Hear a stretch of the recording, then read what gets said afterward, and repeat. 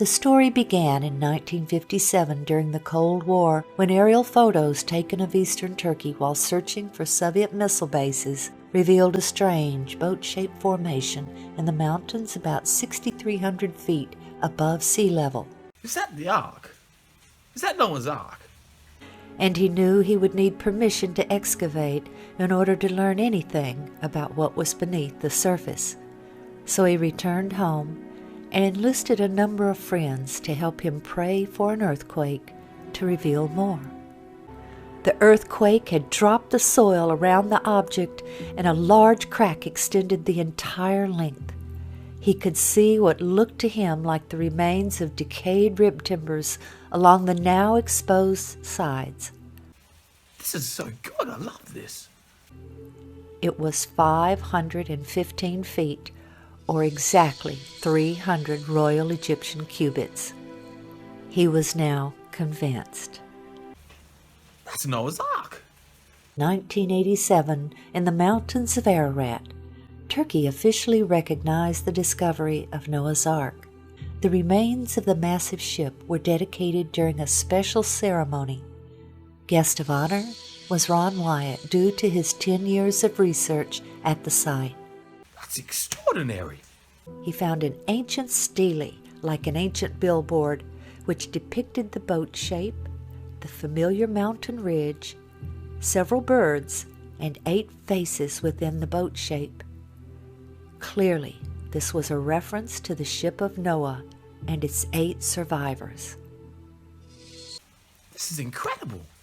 Ron employed the detectors.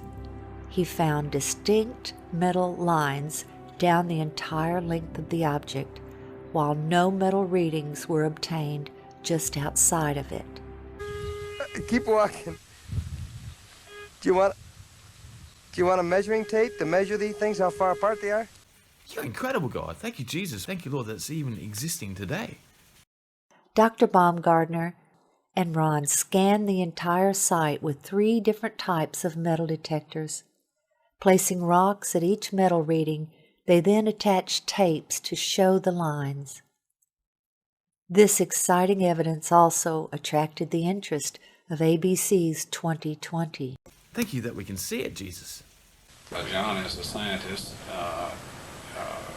might I take the liberty here to ask you, do you really honestly believe that you have been on the remains of Noah's Ark? I have no doubt in my mind. This has to be a man-made structure. It's full of metal. The metal has a regular pattern to it, and the size of the thing and the shape of the thing is such that it's almost certainly a large boat. That's Noah's Ark. The boat-shaped site was first found and photographed by a Turkish army captain back in 1959. Whoa. And the ark rested in the 7th month, on the 17th day of the month, upon the mountains of Ararat. Whoa. The approximate length and width of Noah's Ark, as described in the Bible. Whoa.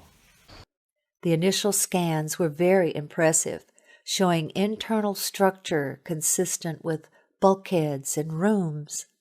But to be sure they were interpreting the data correctly, Ron took the scan printouts to Geophysical Survey Systems, the developer and manufacturer of the radar. This data does not represent natural geology. It's a man-made structure. These reflections are occurring very periodic, too periodic to be random natural type interface. That's extraordinary. Ron showed them a readout that he said looked like an intact timber. The governor then instructed a soldier to dig right there. What emerged was this petrified section of fossilized hand-wrought timber. Sectioning showed it to be laminated wood, 5 layers of timber glued together with pitch, clearly visible oozing from the end. This fossilized specimen shows that rivets were used in its construction. Their analysis showed that they contained iron, titanium, and aluminum, among other things, very sophisticated alloys that would be resistant to water. There was no longer any doubt that this was the remains of something man-made. In late 1986, the Turks announced their decision. The ceremony was set for June 1987. Fantastic.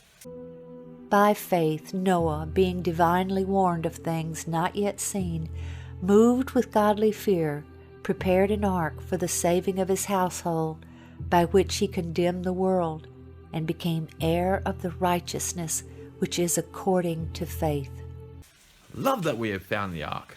For as in the days before the flood, they were eating and drinking, marrying and giving in marriage, until the day that Noah entered the ark, and did not know until the flood came and took them, so also will the coming of the Son of Man be.